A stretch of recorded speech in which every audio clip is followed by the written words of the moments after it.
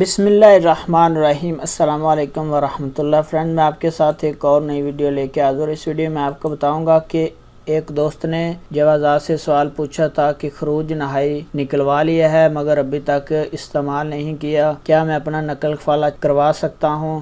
یعنی اپنے sponsorship change کر سکتا ہوں، تبدیل کر سکتا ہوں یا اپنا کفیل بدل سکتا ہوں؟ تو فرینڈز، جوازات نے اس کا کیا جواب دیا آپ کے ساتھ شیئر کروں گا۔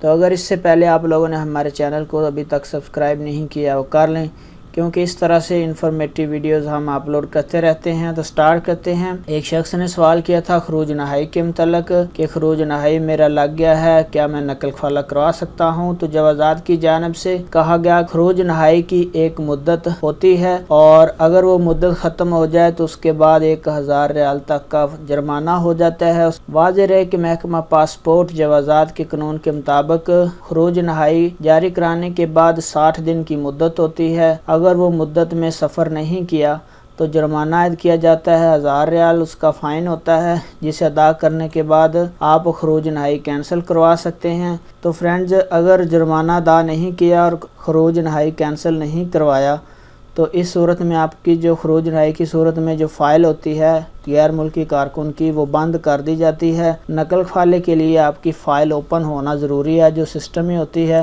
اس کے لیے خروج نہائی بھی کینسل کرانا پڑے گا اور فائن بھی دینا پڑے گا۔ اس کے بعد آپ کا نقل کفالہ ہو جائے گا۔ اپنا بہت سارا خیال رکھیے گا۔ السلام علیکم ورحمۃ اللہ۔